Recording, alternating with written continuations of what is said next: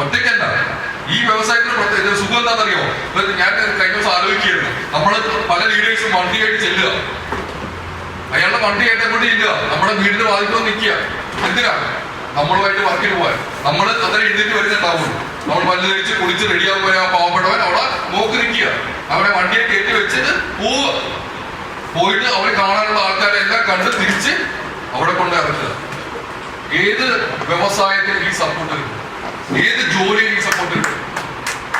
ശരിയാണ് ഞാൻ പറയുന്നത്. ഇത്രയധികം സപ്പോർട്ട് ചെയ്യാൻ ആൾക്കാരുണ്ട്. ഒറ്റയ്ക്കല്ല, ഒറ്റയ്ക്ക് ഒരിക്കലും നമുക്ക് ചെയ്യാൻ പറ്റില്ല. ഒറ്റയ്ക്ക് ഒരാൾക്ക് വിജയിക്കാൻ പറ്റുന്ന വ്യവസായമല്ല ഡയറക്ട് സെല്ലിംഗ് എന്ന് പറഞ്ഞാൽ. ഒരു ടീം വർക്കാണ്. ശരിയല്ലേ? ഇവിടുത്തേക്ക് പ്രത്യേകത എന്താണെന്നറിയോ? ടീം വർക്കാണ്. ആ ടീമിന്റെ പവർ കൊണ്ട് എത്ര കഴിവില്ലാത്തവരും എത്ര കുറവുള്ളവരും കയറിപ്പോ നമ്മുടെ കുറവുകൾ അവിടെ പരിഹരിക്കപ്പെടും. നമുക്ക് സംസാരിക്കാൻ കഴിവില്ല, സംസാരിക്കാൻ അറിയാവുന്ന ആൾക്കാരുണ്ട്. നമുക്ക് ഓർഗനൈസേഷൻ ചെയ്യാൻ പറ്റില്ല, അത് ചെയ്യാൻ പറ്റുന്ന ആൾക്കാരുണ്ട്. എനിക്ക് ഡ്രൈവ് ചെയ്യാൻ അറിയില്ല, അതറിയാവുന്ന ആൾക്കാരുണ്ട്. ഇതെല്ലാം വേണ്ടേ? ഇതെല്ലാം വേണ്ട നമുക്ക്.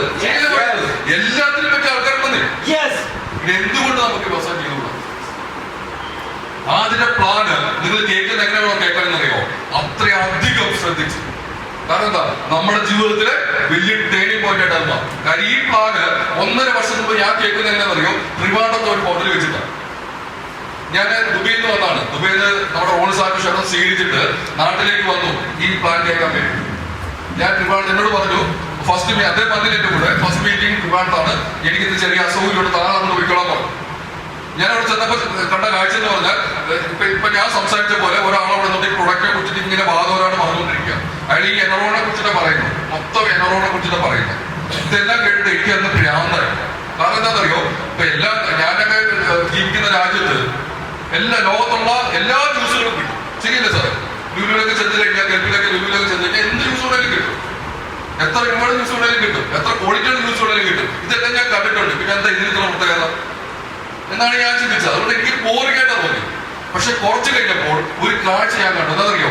ഞങ്ങളുടെ നാട്ടിലുള്ള ഒരു ഓട്ടോറിക്ഷ ഡ്രൈവർ, എന്റെ നാട് തിരുവല്ലയിലാണ്, അവിടെ ഓട്ടോറിക്ഷ ഓടിക്കുന്ന ഒരു പയ്യനുണ്ട്. കാര്യം ഞാൻ ഇടയ്ക്കൊക്കെ പുള്ളിനെ വിളിക്കാറുണ്ട്. കാര്യം നമ്മളിവിടെ ഇല്ലാത്തപ്പോ ഈ വണ്ടിയൊക്കെ എടുത്തോണ്ട് ഫാമിലിനൊക്കെ പുറത്തൊക്കെ അമ്മയ്ക്കൊക്കെ പുറത്തു പോകണമെങ്കിൽ ആ പയ്യനെ വന്നിട്ട് പോകുന്നത്. അവന് ഞാൻ കണ്ടില്ല അതിനുമ്പോ. കാര്യം അവനവിടെ ഫ്രണ്ടിലൊക്കെ ഇരിക്കുമായിരുന്നു. ഞാൻ ചെന്നത് ഏറ്റവും ബാക്കിലുണ്ട്. ഞാൻ നേരത്തെ കണ്ടില്ല. അവൻ പോകുന്ന ആ പയ്യനുണ്ടല്ലോ, അവൻ ചെന്നിട്ട് വാങ്ങിക്കുന്നത് BMW താക്കോലാണ്. BMW താക്കോലാണ്. 4ാം ക്ലാസ് വിദ്യാഭ്യാസമുള്ള ഓട്ടോറിക്ഷ ഡ്രൈവർ വാങ്ങിക്കുന്ന BMW താക്കോലാണ്. ആ വേദിച്ചിട്ട് വാങ്ങിക്കുക. അത് കൊടുക്കുന്ന ചടങ്ങായിരുന്നു. റോണി സാറിന് അറിയാം, അദ്ദേഹത്തോട് പറഞ്ഞില്ല. അത് ഞാൻ സർപ്രൈസ് ആയിക്കോട്ടെ എന്നെ വിട്ടതാണ്. ഈ ആളെ റോണി സാറിന് അറിയാം. ഞങ്ങളുടെ നാട്ടിൽ റോണി സാറിന് എന്റെ വീട് തമ്മിൽ 3 കിലോമീറ്റർ വ്യത്യാസമുണ്ട്. ഞാൻ പറയുന്നത് മനസ്സിലാവുന്നുണ്ടോ? അവന്റെ പേര് ഷൈജു കാസിം എന്നാണ്. ഈ കമ്പനി 4 വർഷമായിട്ട് നിൽക്കുന്നു. അവൻ അച്ചീവ് ചെയ്തത് BMW. അപ്പൊ ഞാൻ ഞെട്ടിപ്പോയി ശരിക്കും പറഞ്ഞാൽ. 12 വർഷമായിട്ട് നമ്മൾ ഗൾഫിൽ കിടക്കുക. പിള്ളേരുടെ സാലറി അല്ലെ, നമ്മുടെ നിൽക്കുന്ന സ്റ്റാഫിന്റെ സാലറി, റെന്റും നമ്മുടെ റെന്റും എല്ലാം കൊടുത്തിട്ട് ചില സമയത്ത് കയ്യിൽ നിന്ന് എന്താ പറയാ നമ്മൾ നാശപ്പെടി വരും സാധനം കൊടുക്കാൻ വേണ്ടി. അതാണ് ചില മാസത്തിൽപ്പെട്ട ഗൾഫിലെ അവസ്ഥ എന്ന് പറഞ്ഞാൽ. ഭയങ്കര ബുദ്ധിമുട്ടാണ്. പിന്നെ എന്താ, നമ്മളങ്ങനെ അഡ്ജസ്റ്റ് പോകുന്നത് മാത്രമേ ഉള്ളൂ. ആ സമയത്ത് നമ്മുടെ വീട്ടിൽ ഓട്ടോറിക്ഷ അടിച്ചുകൊണ്ട് വന്ന പയ്യൻ, നമ്മുടെ നാട്ടിൽ ഓട്ടോറിക്ഷ ഓടിക്കുന്ന പയ്യൻ, ടാക്സി ഓടിക്കുന്ന പയ്യൻ BMW മേടിക്കും. അതെന്ത് വ്യവസായമാണ്? അതെന്ത് വ്യവസായം? അവിടെ എന്ത് ക്വാളിറ്റി ഉള്ള, എന്ത് ക്വാളിറ്റി ഉള്ള വിളിക്ക്? ഇവിടെ MBA-കാർക്ക് 20,000 സാലറി, ബിടെക്കാരനെ വിട്ടിട്ട് എറണാകുളം നമ്മൾ നടക്കാൻ പോയി. കാരണം എന്താ? പെട്രോൾ പമ്പിൽ ചെന്നാലും ബിടെക്കാരൻ, ഹോട്ടലിൽ ചെന്നാൽ സപ്ലൈ ചെയ്യുന്ന ബിടെക്കാരൻ, എവിടെ ചെന്ന് നോക്കിയാലും ബിടെക്കാരൻ. കാര്യം എന്താണെന്നറിയോ? ബിടെക്കിനെ നമ്മൾ ഓപ്പർച്യൂണിറ്റി നോക്കി അവിടെ ചെന്നാൽ എറണാകുളത്ത് അതില്ലാത്ത കൊണ്ട് അവിടെ പിടിച്ചിരിക്കാൻ വേണ്ടിയിട്ട് ഓരോ പാർട്ടി ജോലി കൊണ്ടിരിക്കുക. 1000-കണക്കിന് കുട്ടികൾ. ഇതാണ് അതിന്റെ അവസ്ഥ. എത്ര വർഷം പഠിച്ചതാണ്, എത്ര രൂപ മുടക്കി പഠിച്ചതാണ്. ഇവിടെ ഒന്നും പഠിക്കാത്ത ഷൈജു കാസിം എന്ന് പറയുന്ന ആള് 4.5 കോടിയെ വരുമാനം, 4.5 കോടി രൂപ. ചിന്തിക്കണം. തയ്യക്കാരിയായിട്ടുള്ള സുരജ മേഡം ഒരു മാസം മേടിക്കുന്നത് 5 ലക്ഷം രൂപയാണ്. ഇവിടെ നമ്മുടെ പല ലേഡീസും അയൽക്കൂട്ടത്തിന്റെ പ്രസിഡന്റാണ്, CDS-ന്റെ പ്രസിഡന്റാണ്. ശരിയല്ലേ? അങ്ങനെ കുറെ സർക്കിളിൽ വർക്ക് ചെയ്യുന്നുണ്ട്. എന്തെങ്കിലും കിട്ടുന്നു? എന്താ കിട്ടുന്നത്? കുറെ ലോണ് കിട്ടും. അത് കറക്റ്റ്. അയൽക്കൂട്ടത്തിൽ കുറെ ലോണ് കിട്ടും. ആ സ്പെൻഡ് ചെയ്യുന്ന സമയം ഇവിടെ സ്പെൻഡ് ചെയ്ത് എന്താ സംഭവിക്കുന്നറിയോ? 1-2 വർഷം കൊണ്ട് നിങ്ങളുടെ നാട്ടിൽ നിന്ന് സംസാര വിഷയമാണ്. നിങ്ങളുടെ നാടിന്റെ ചരിത്രമായിട്ട് മാറി. ലോണെ കണ്ട് പഠിക്കുന്നു പറയും. മോനെ കണ്ട് പഠിക്കണമെന്ന് പറയും നാട്ടുകാർ. കാര്യം എന്താ, 1-2 വർഷം കൊണ്ട് അവൻ അച്ചീവ് ചെയ്യും. ഓൺലൈനാണ്, നമുക്ക് ഗോഡൗൺ വേണ്ട, സ്റ്റാഫ് വേണ്ട, സാലറി എടുക്കണ്ട, കറണ്ട് ചാർജ് വേണ്ട, ഒന്നും വേണ്ട. ഇവിടുത്തെ പ്രത്യേകത രജിസ്ട്രേഷൻ ഫീസും ഇല്ല. ഒരു ഡിസ്ട്രിബ്യൂട്ടർ ആകാൻ നമ്മൾ ചെയ്യേണ്ട കാര്യം എന്താ, നമ്മുടെ KYC ഇവിടെ വെബ്സൈറ്റിൽ ഓൺലൈനിൽ കയറി അപ്ലോഡ് ചെയ്യാൻ മാത്രമേ ഉള്ളൂ. എന്താ KYC എന്ന് പറയുന്നത്? No your customer. നമ്മുടെ പേര്, address, mobile number, pan card ഉണ്ടെങ്കിൽ അതിന്റെ നമ്പർ, ബാങ്ക് ഡീറ്റെയിൽസ് എല്ലാം നമ്മൾ രജിസ്റ്റർ ചെയ്യുക. ഇത് രജിസ്റ്റർ ചെയ്യുമ്പോൾ ഒരു ലൈസൻസ് നമുക്ക് കിട്ടും, ഒരു ID നമ്പർ നമ്മുടെ മൊബൈലിലേക്ക് സെൻഡ് ആവും. നമ്മൾ ചെയ്യേണ്ട ഒരു ക്രൈറ്റീരിയ എന്താണെന്നറിയോ? ആകപ്പാട് ചെയ്യേണ്ട ഒരു കാര്യം മാത്രമേ ഉള്ളൂ, നിസ്സാരമായിട്ടൊരു കാര്യം. എന്താണ്? വെറും 6000 രൂപയുടെ ഉൽപ്പന്നങ്ങൾ നമ്മൾ പർച്ചേസ് ചെയ്യും ഒരു പ്രാവശ്യം. മാസത്തോറും പർച്ചേസ് ചെയ്യാൻ പറഞ്ഞില്ല, വർഷം തോറും ചെയ്യാൻ പറഞ്ഞില്ല. ലൈറ്റ് ആകപ്പാടെ ചെയ്യേണ്ടത് ഒരു പ്രാവശ്യം. എന്താ ചെയ്യേണ്ടത്? ഈ 6000 രൂപ പ്രൊഡക്റ്റ്, ഈ ഇരിക്കുന്ന ഇഷ്ടമുള്ള പ്രൊഡക്റ്റ്, ഇത്രയധികം നമ്മുടെ ഹെൽത്തിനെ സപ്പോർട്ട് ചെയ്യുന്ന പ്രൊഡക്റ്റ് നമ്മൾ പർച്ചേസ് ചെയ്യുന്നത് മാത്രമേ. ഇതാക്കാൻ പറ്റാത്തത്, നമ്മൾ ടെക്സ്റ്റൈലിലേക്ക് പോയി നമ്മുടെ അലിമോൻ പോയിട്ട് ഇന്നലെ ഒരു വെള്ള ഷർട്ട് എടുത്തു. നമ്മുടെ അലിമോൻ പോയിട്ട് അതിന്റെ വില എത്ര അറിയാമോ? അത് 3000 രൂപ. ഞാൻ പറഞ്ഞു മനസ്സിലായോ? അപ്പൊ 2 ഷർട്ട് എടുക്കുന്ന പൈസയുള്ളൂ, 2 ഷർട്ട് എടുക്കുന്ന പൈസയുള്ളൂ, ഇത്രയേ ഉള്ളൂ. അത് വലിയ സംഭവമൊന്നുമല്ല.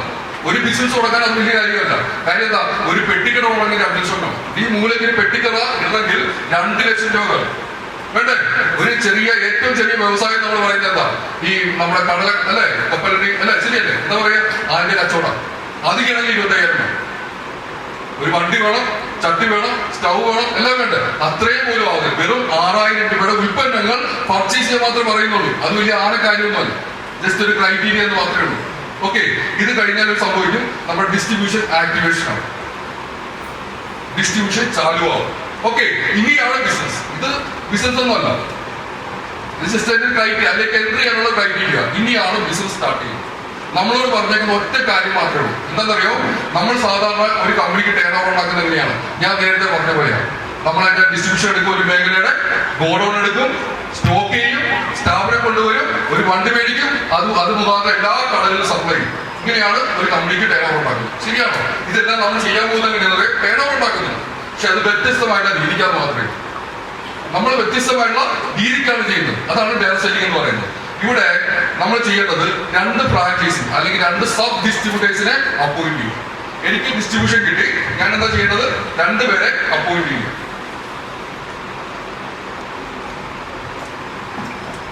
ഇവിടെ നിങ്ങൾ ശ്രദ്ധിക്കുന്ന ഒറ്റ കാര്യം മാത്രമേ ഉള്ളൂ. ഈ കമ്പനി ആകപ്പാടെ നമ്മൾ ആവശ്യപ്പെടുന്നത് 2 സബായിട്ടുള്ള ആൾക്കാർ, അല്ലെങ്കിൽ ഇത് വിതരണം ചെയ്യാൻ കഴിവുള്ള ആൾക്കാരെ കൂട്ടിയാണ് പറഞ്ഞേക്കുന്നത്. ഇവിടെ മാത്രമേ നമ്മൾ ശ്രദ്ധിക്കേണ്ട കാര്യം ഇതിന്റെ എല്ലാം എന്ന് പറയുന്നത് ഈ 2 പേരാണ്, ഈ വന്നിരിക്കുന്ന 2 പേരാണ്. ഇവിടെ വന്നിരിക്കുന്ന ഒരാൾ JP ആണ്. സോറി, പേരെന്തായാലും അശോക്. സോറി, എനിക്കറിയാം, ഞാൻ മറന്നുപോയത്.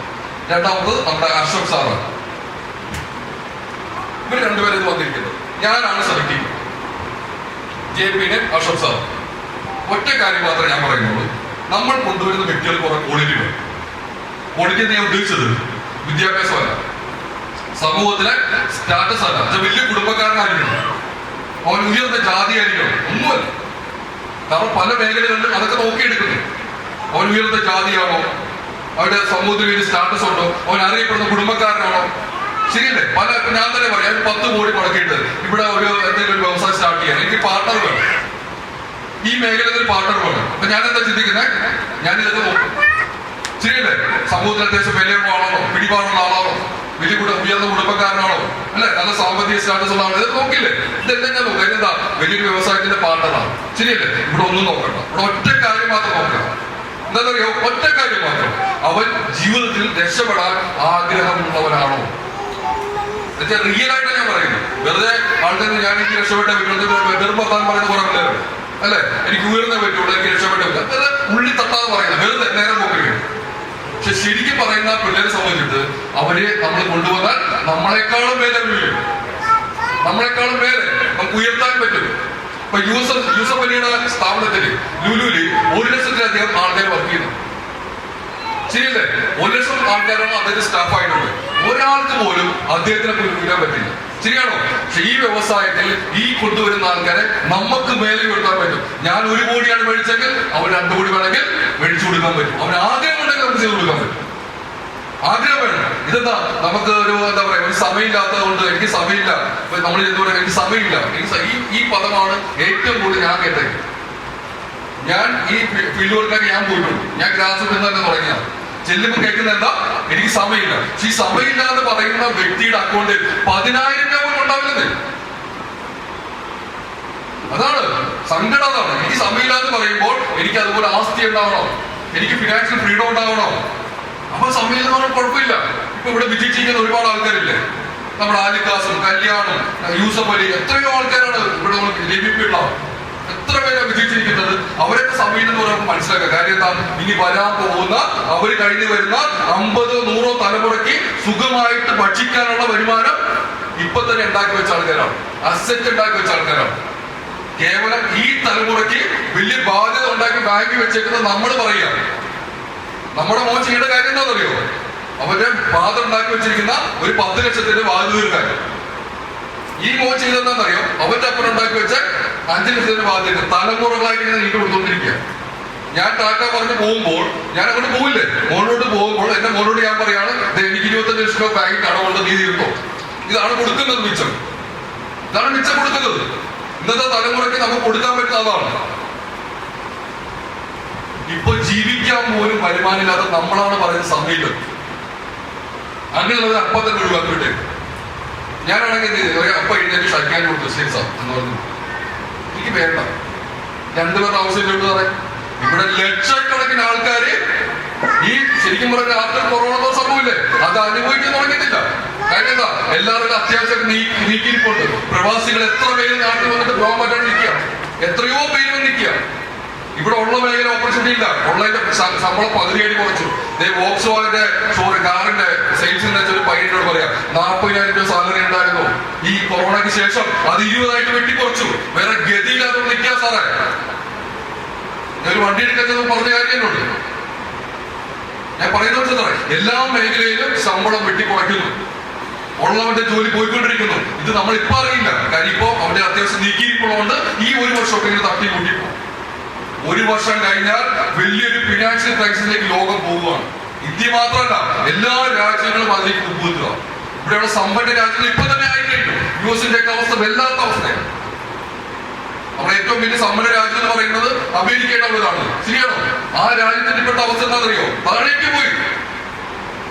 എല്ലാ രാജ്യങ്ങളും അതെല്ലാം നമ്മുടെ ജീവിതത്തിലും പ്രതിഫലിക്കും. നമ്മൾ ചിന്തിക്കും അമേരിക്കൻ സാമ്പത്തിക ക്രൈസിസ് നമ്മളെ ബാധിക്കണം അല്ലെ, കുറച്ച് പറയാം എങ്ങനെ ബാധിക്കുന്നതായി.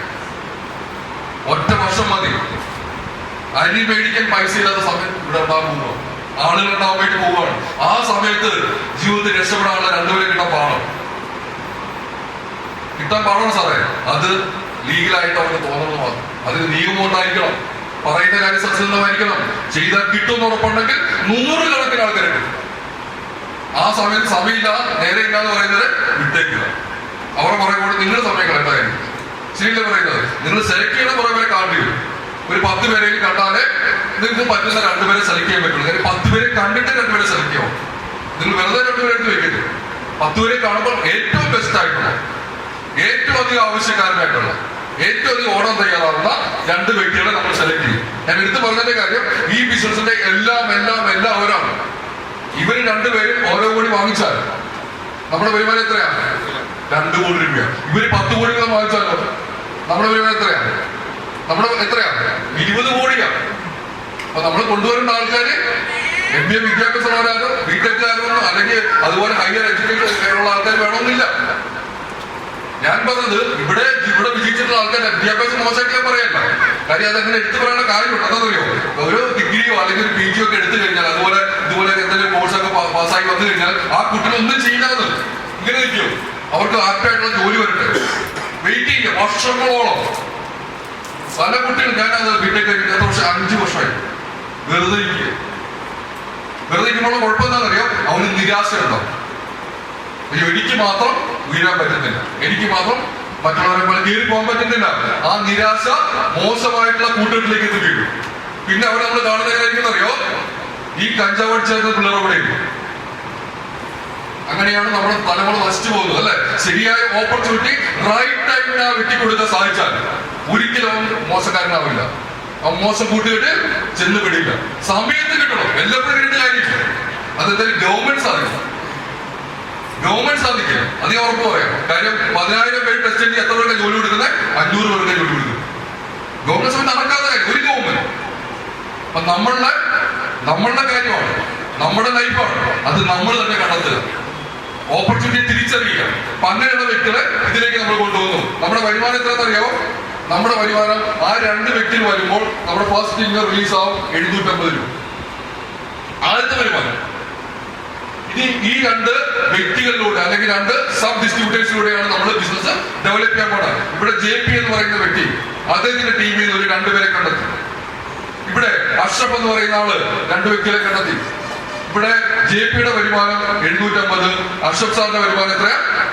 750. ഈ 2 വ്യക്തികൾക്ക് വരുമാനം മേടിച്ചു കൊടുത്തപ്പോൾ എന്റെ വരുമാനം 1500 മാറി, അതിന്റെ ഇരട്ടിയായിട്ട് മാറി. അപ്പൊ 2 വ്യക്തികളെ രക്ഷപ്പെടുത്തി നമുക്ക് കിട്ടുന്നതായിട്ട് എന്താ? അതിന്റെ ഇരട്ടി വരുമാനം നമുക്ക് കിട്ടും, അല്ലെ? ഈ പണ്ട് നമ്മൾ ഈ ക്രിക്കറ്റ് കളിയൊക്കെ നന്നായിട്ട് ആസ്വദിക്കുന്ന സമയത്ത്, ഇപ്പൊ നമ്മളങ്ങനെ കാണാറുണ്ട്, എന്റെ കാര്യം ഞാൻ പറഞ്ഞു. അപ്പൊ ആസ്വദിക്കുന്ന സമയത്ത് നമ്മളെ ഈ സച്ചിനൊക്കെ ഇറക്കുമ്പോൾ നമുക്കൊരു വിശ്വാസമാണ്. എന്താണ്? 90% അല്ലെ ആ കളി ഇന്ത്യ ജയിക്കും.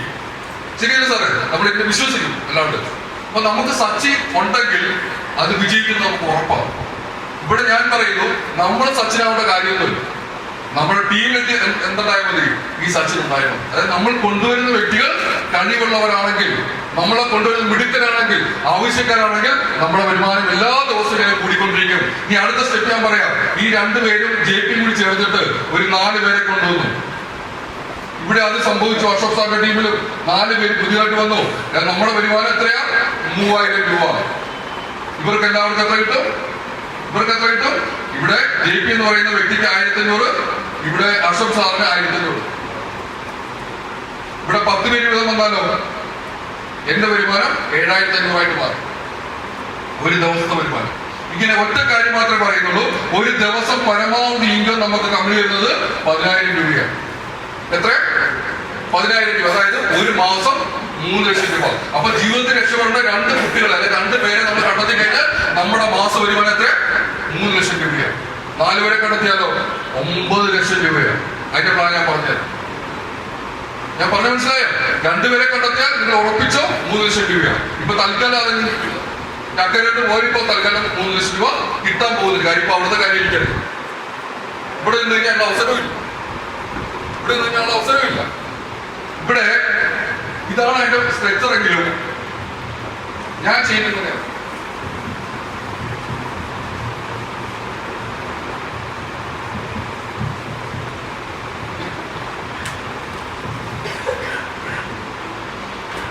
ഞാൻ ചെയ്ത കാര്യം പറയാം. ഞാൻ ഈ പറഞ്ഞത് എങ്ങനെയാണെന്നറിയോ? ഞാൻ ചോദിച്ചിരുന്നു. ആദ്യത്തെ ഡിസ്ട്രിബ്യൂട്ടർ ആയിട്ട് ആരെ കൊണ്ടുവന്നു? എന്റെ വൈഫിനെ കൊണ്ടുവന്നു. രണ്ടാമത്തെ ഡിസ്ട്രിബ്യൂട്ടർ ആയിട്ട് എന്റെ കുട്ടിയെ കൊണ്ടുവന്നു. എന്റെ വീട്ടിൽ നിന്ന് എത്ര പേരെ? എന്റെ ഫാമിലിയിൽ നിന്ന് 3 പേരെ. ഇത് നമ്മള് 4 പേരെ കണ്ടെത്തി. വെളിയിൽ 2 പേരെ വൈഫിന് വേണ്ടി, 2 പേരെ കുട്ടിക്ക് വേണ്ടി കണ്ടെത്തി.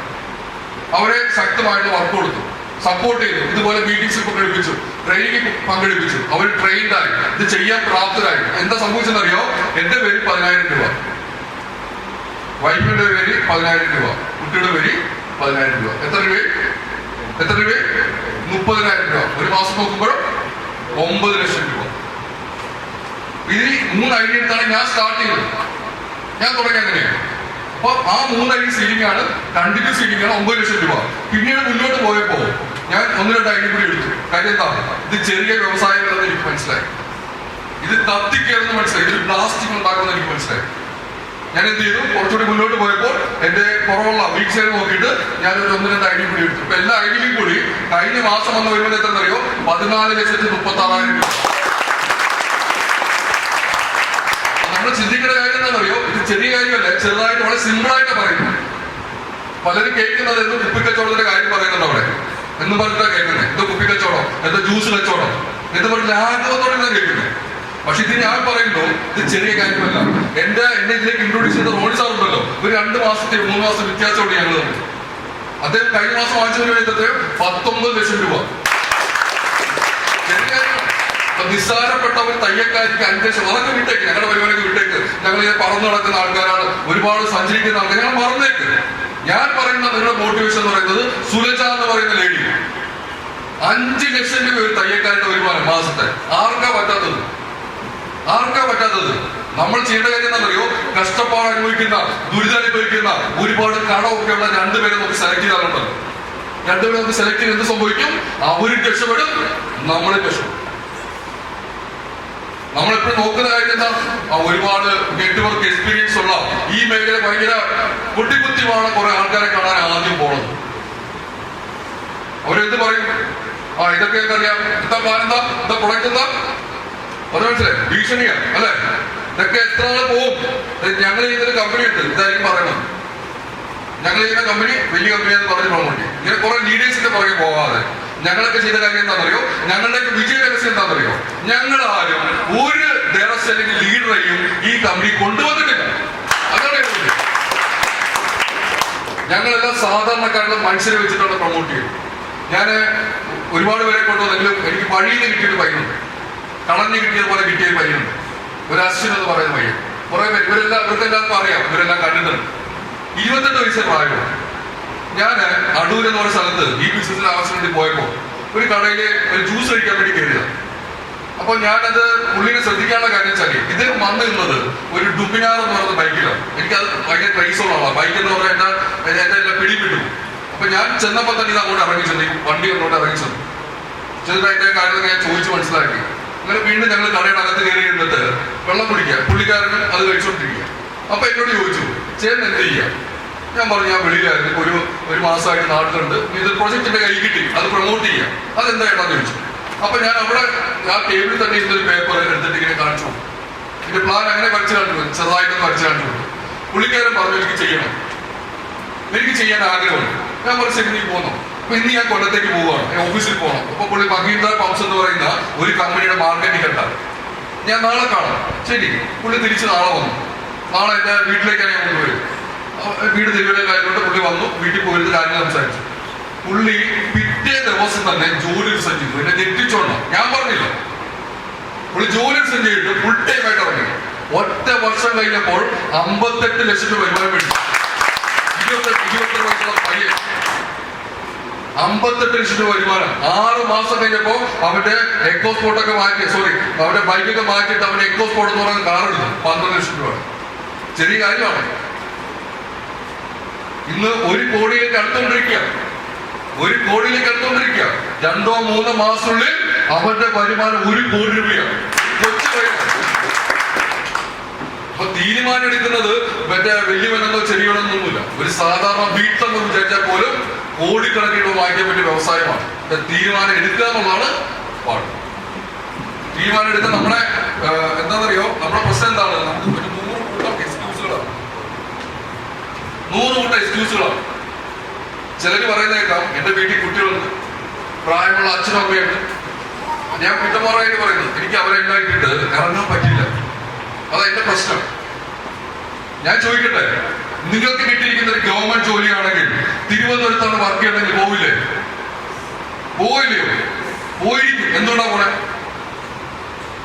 അത് ഗ്യാരണ്ടിയാണ് അല്ലെ? ആ വരുമാനം ഗ്യാരണ്ടി ആണെന്ന് നമ്മൾ വിശ്വസിക്കുന്നു, അതുകൊണ്ടാണ് പോകുന്നത്.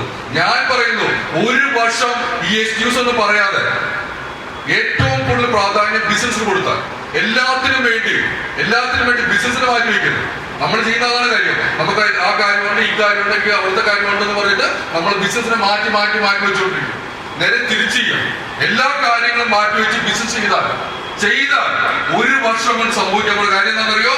നിങ്ങൾക്ക് ഒരിക്കലും ഒരു വ്യക്തിയുടെ മുമ്പിൽ കൈ നീട്ടാൻ പറ്റത്തില്ല, കടം മേടിക്കാൻ പറ്റത്തില്ല. അത് സംഭവിക്കും.